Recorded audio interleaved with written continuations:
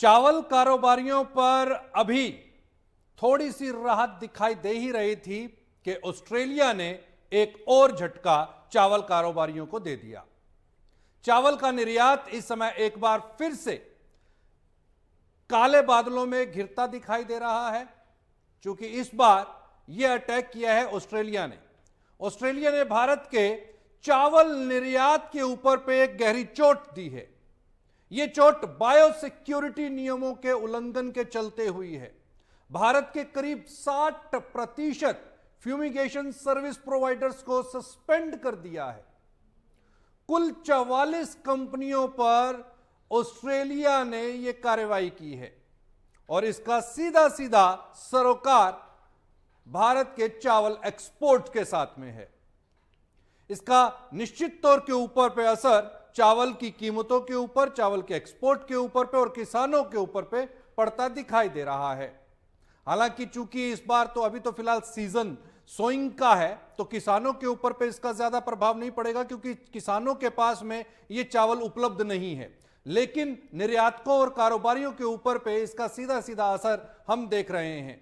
दरअसल ऑस्ट्रेलिया ने 2 जुलाई को एक ऑडिट करवाया और ऑडिट में पाया गया कि जो फ्यूमिगेशन कंपनीज हैं, जो फ्यूमिगेशन प्रोवाइडर कंपनियां हैं, वो नियमों का उल्लंघन कर रही हैं और सिक्योरिटी के साथ में, बायोसिक्योरिटी के साथ में खेल रही हैं। 44 फ्यूमिगेशन सर्विस प्रोवाइडर्स को तुरंत प्रभाव से उसने सस्पेंड कर दिया। ये वो कंपनियां हैं जो एक्सपोर्ट से पहले अनाज को कीट मुक्त करने का काम करती हैं।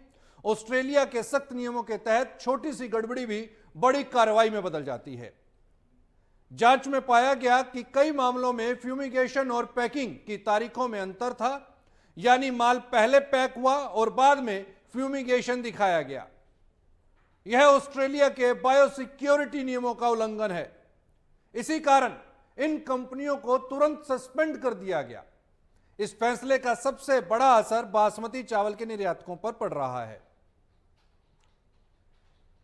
उनके कंटेनर्स ऑस्ट्रेलिया पहुंचने पर दोबारा फ्यूमिगेशन से गुजर रहे हैं।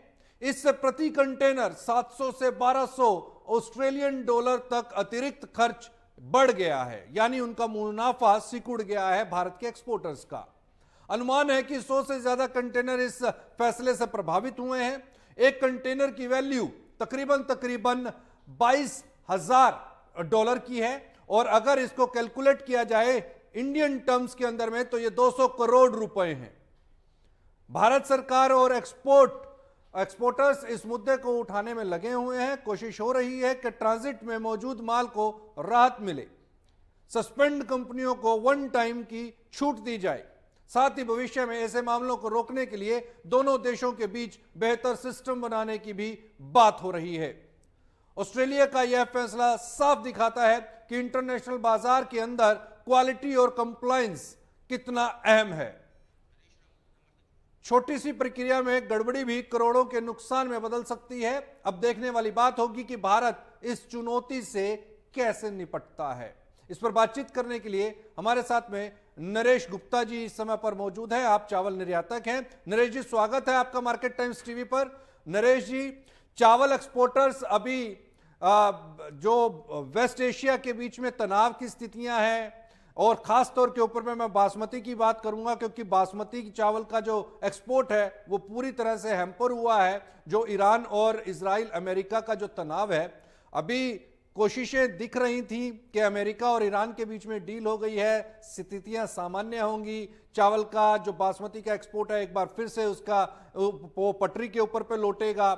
लेकिन उसी बीच के अंदर में वहां तो तनाव दोबारा से छिड़ ही गया है। ऑस्ट्रेलिया और माफ कीजिएगा, ईरान और अमेरिका के बीच में फिर से युद्ध छिड़ गया है, सीज फायर खत्म हो गया है और इसी बीच में ऑस्ट्रेलिया ने भी जो बासमती के चावल एक्सपोर्टर्स हैं उसके खिलाफ तलवार खींच दी है।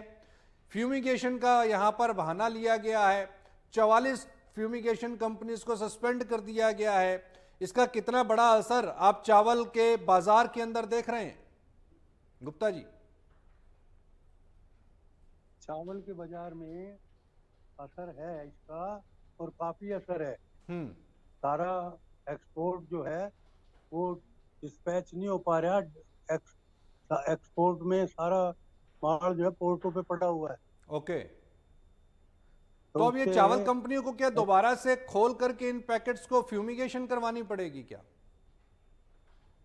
नहीं, वहां पे तो फ्यूमिगेशन पोर्ट पे कैसे होगी? पोर्ट पे तो फ्यूमिगेशन नहीं होगी। यही यही ये बड़ा बड़ा बाकी इसके चैलेंज बारे है। में मेरे को जानकारी इसके बारे में मेरे को जानकारी नहीं है। ओके, और अभी चलिए, ये तो एक फ्यूमिगेशन का तो मामला है ही है, लेकिन अभी जो ईरान और अमेरिका के बीच में दोबारा जो तलवारें खींची हैं और पूरा का पूरा मिडल ईस्ट जो डिस्टर्ब हुआ है, क्योंकि सबसे बड़ा खरीदार तो आपका मिडल ईस्ट ही है और उसमें भी सबसे बड़ा खरीदार आपका ईरान है। 15 लाख मीट्रिक टन के आसपास का आपका चावल जाता है, बासमती वो भी, और जो एक्सपोर्ट एग्री एक्सपोर्ट है उसमें सबसे बड़ा वॉल्यूम जो है वो भी चावल का है, और उसमें भी चावल के एक्सपोर्ट के अंदर भी आपका बासमती चावल वो वैल्यू लेकर के आता है। तो इसको किस नजर से देखा जाए? क्या ये साल भारत के चावल निर्यातकों के लिए ब्लैक 2026 है? देखो, नुकसान तो हो रहा है और एक्सपोर्ट रुका भी हुआ है। जैसा कि मैंने बताया ना, माल पोर्टों पे पड़े हैं, क्यों आगे माल जो है जा नहीं पा रहे, कंपनियां नहीं ले जा रही, तो परेशानी तो है ही काफी। इससे एक्सपोर्ट घटेगा।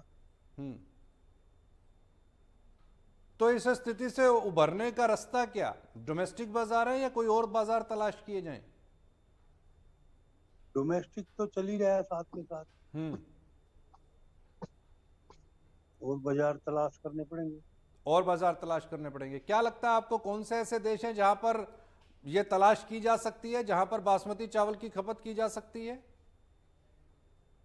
तो जी, इसके बारे में मेरे को जानकारी नहीं है। ओवरऑल सिनेरियो क्या दिखता है? चलो प्राइस प्रोस्पेक्ट से मैं पूछ लेता हूं, प्राइसिंग आपको क्या दिखती है चावल की? प्राइसिंग तो बढ़ी हुई है पहले से।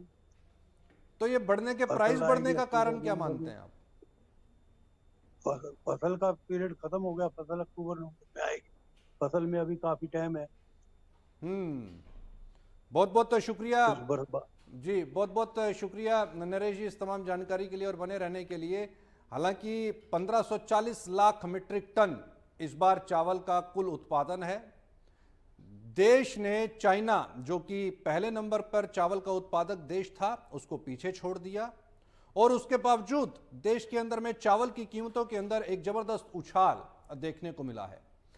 तकरीबन अगर मैं 11-21 बासमती की बात करता हूं तो वहां पर जो भाव देखने को मिल रहे हैं, 100 रुपए के ऊपर ये मिल के भाव हैं। 100 रुपए प्रति किलो मिल भाव है, एक्स मिल प्राइस है, और इसके ऊपर पे फिर ट्रेडर्स के मार्जिन और ट्रांसपोर्टेशन अगर जोड़ दी जाए तो ये प्राइसेस और ज्यादा इंक्रीज हो जाते हैं, जो कि पिछले साल करीब करीब 80 से 85 रुपए प्रति किलो के आसपास चल रहे थे। तो कीमतों के अंदर में ये जो इजाफा देखने को मिला है, ये तब देखने को मिला है जब आपके एक्सपोर्ट्स नहीं हो रहे, जब आपका मिडिल ईस्ट जो है पूरी तरह से प्रभावित है। ईरान जो एक बड़ा खरीदार है आपका चावल का, और वो भी बासमती चावल का, जिसमें 11, 21 और 1509 वैरायटीज जो हैं वो मैक्सिमम एक्सपोर्ट की जाती हैं, वो ईरान अभी आपसे माल परचेज करने की स्थिति में नहीं है। पैसा फंसा हुआ है, लोगों के कंटेनर्स फंसे हुए हैं। उसके बावजूद चावल की कीमतों के अंदर में ये जो उछाल देखने को मिला है, इसके पीछे की कहानी क्या हो सकती है, इसको जानने की आवश्यकता है। क्योंकि 1540 लाख मीट्रिक टन का रिकॉर्ड उत्पादन देश ने किया है और चीन को पीछे छोड़ करके विश्व के अंदर में सबसे बड़ा उत्पादक देश बना है। इसके साथ में अगर हम अदर कंट्रीज की भी बात करते हैं जहां पर देश का चावल जो है वो मैक्सिमम एक्सपोर्ट किया जा रहा है, क्योंकि सबसे बड़ा कंट्रीब्यूशन एग्री एक्सपोर्ट के अंदर, जो कि 52 लाख करोड़ रुपए का जो कुल आपका एग्री एक्सपोर्ट है, उसमें जो सबसे बड़ा वॉल्यूम है, जो सबसे बड़ा आपको रेवेन्यू जनरेट करके देने वाला जो कंपोनेंट है वो है चावल। इसमें आपके पास में गैर बासमती चावल भी है और बासमती चावल भी है। गैर बासमती चावल की अगर हम बात करें और बासमती चावल की बात करें तो करीब करीब 220 लाख मीट्रिक टन के आसपास आप कुल एक्सपोर्ट करते हैं। और ये फिगर्स मिडिल ईस्ट के अंदर में जो तनाव की स्थितियां हैं उसके बावजूद ये फिगर अचीव हुई है। इसी वजह से ऐसा माना जा रहा है कि अदर रूट्स के थ्रू मिडिल ईस्ट के अंदर में चावल को पहुंचाया जा रहा है और एक्सपोर्ट किया जा रहा है। हालांकि बीच में यह भी खबरें निकल करके आई कि चावल निर्यातकों को जो नुकसान हुआ इस वेस्ट एशिया तनाव की वजह से, ईरान और अमेरिका के युद्ध की वजह से, तो करीब करीब 500 करोड़ रुपए भारत सरकार ने अलॉट किए और वो 500 करोड़ रुपए भारत सरकार ने उन निर्यातकों को दिए जिनका नुकसान, जिनके कंटेनर्स यहां से चले गए थे और रास्ते के अंदर में वो या तो गलत डेस्टिनेशंस के ऊपर पे उनको उतारना पड़ा या वो खत्म हो गए, युद्ध की चपेट के अंदर में आए। तो जो नुकसान एक्सपोर्टर्स को हुआ उस नुकसान की भरपाई यहां पर की गई। और अभी फिलहाल जो आपकी शिपिंग कंपनीज हैं उसका एक बड़ा दबाव है। ये जो प्राइस के बीच के अंदर में जो आप मूवमेंट देख रहे हैं, जो तेजी दिखाई दी है, बेसिकली कच्चे तेल की कीमतों में इजाफा और शिपिंग कंपनियों का बढ़ाया हुआ किराया, उसकी वजह से ये प्राइसिंग के अंदर में एक उछाल देखने को मिला है। डोमेस्टिक बाजार की अगर हम बात करते हैं तो चावल की कीमतों के अंदर में बहुत ज्यादा ऑप्टिमिस्टिक दिखाई नहीं देता। सरकार के बफर के अंदर में भी काफी सरप्लस इस समय पर माल पड़ा हुआ है। जो कैपेसिटी इस समय पर होनी चाहिए उससे 3 गुना ज्यादा माल इस समय पर एफसीआई के गोडाउन्स के अंदर में देखने को मिल रहा है। और इसके अलावा इस बार के उत्पादन की अगर हम बात करें तो पहले अल नीनो का इफेक्ट माना जा रहा था कि देश के अंदर में अल नीनो पहुंच कर रहा है, उसका हमने असर भी देखा। मॉनसून लेट हुआ, मॉनसून डिले हुआ, लेकिन जुलाई के अंदर में इस मॉनसून की जो डेफिशिएंसी है वो बड़ी तेजी के साथ रिकवर होती हुई दिखाई दी। और अब बात अल नीनो की हो रही है। अल नीनो से आ नीनो की तरफ जब बाजार मूव कर रहा है तो इसके मायने यह है कि यहां पर मॉनसून के अंदर में सुधार है और हो सकता है कि 92% से भी ज्यादा इस बार बारिशें देखने को मिले और हो सकता है कि 100% बारिश मॉनसून इस बार देखने को मिल जाए अल नीनो के बावजूद। जिस अल नीनो का खतरा हम मान करके चल रहे थे वो अब यहां से उसके काले बादल जो हैं वो छटते दिखाई दे रहे हैं। सोइंग बड़ी तेजी के साथ पड़ रही है। एक रिपोर्ट के मुताबिक चावल की जो सोइंग है उसके अंदर में बड़ी तेजी के साथ में सुधार देखने को मिला है। और इस समय पर किसान चावल की बड़ी तेजी के साथ में, चूंकि बारिशें हर तरफ देश के सभी कोनों के अंदर में पहुंच चुकी है, मानसून सभी पूरे देश के अंदर में इस समय पर फैल चुका है। अच्छी बारिशें इस बार देखने को मिल रही हैं। जुलाई के महीने के अंदर में जो 40% का डेफिशिएंसी हमने जून के अंदर में देखा था, जुलाई ने उसको कवर कर दिया है।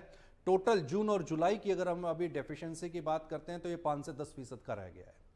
केवल मात्र 5 से 10% के रहने का मायने यह है कि अगर 2-3 दिन इसी तरीके से मानसून ने बारिशें दी, अच्छी बारिश हुई, तो निश्चित तौर के ऊपर पे ये मॉनसून अब सरप्लस की तरफ जाते हुए दिखाई देगा। एक रिपोर्ट ये भी कहती है कि जरूरी नहीं है जब अल नीनो आए तब आप मॉनसून के अंदर में गिरावट ही देखें, तब आप बारिशों के अंदर में कमी ही देखें। ऐसा कतई नहीं है। रिपोर्ट ये कहती है कि केवल मात्र 55% टाइम्स ऐसा हुआ है जब अल नीनो की वजह से मॉनसून थोड़ा कमजोर रहा है। लेकिन बहुत से ऐसे एग्जाम्पल हैं जो ये बताते हैं कि जब भी अल नीनो रहा है तो बारिशें अच्छी हुई हैं। यहां तक कि 113% तक बारिश हुई है। और इसमें एक एस्ट्रोलॉजिकल जो मोमेंटम साथ में जोड़ा गया है इस संवत का, वो उसके ऊपर भी एक दृष्टिकोण डाल लेते हैं। उसके मुताबिक इस साल देश के अंदर में चावल का उत्पादन फिर से रिकॉर्ड उत्पादन हो सकता है। फिर से चावल का उत्पादन जो है वो 1500 लाख मीट्रिक टन को छू सकता है। ये एक पॉजिटिव बात है। एस्ट्रोलॉजिकल पॉइंट ऑफ व्यू से अगर हम देखते हैं तो ये जो साल है ये अधिक मास का साल है। अधिक मास जब भी होता है तो हिस्ट्री ये बताती है कि जब भी एस्ट्रोलॉजिकल अधिक मास देखने को मिला है तब देश के अंदर में अच्छी बारिश हुई है और फसलों का उत्पादन रिकॉर्ड हुआ है, अच्छा हुआ है। अगर इस साल भी ऐसा होता है तो जो आधुनिक विज्ञान है वो वैदिक विज्ञान से हारता हुआ दिखाई देगा और चावल का उत्पादन यहां पर रिकॉर्ड होते हुए हम देखेंगे, ऐसा हमें उम्मीद है।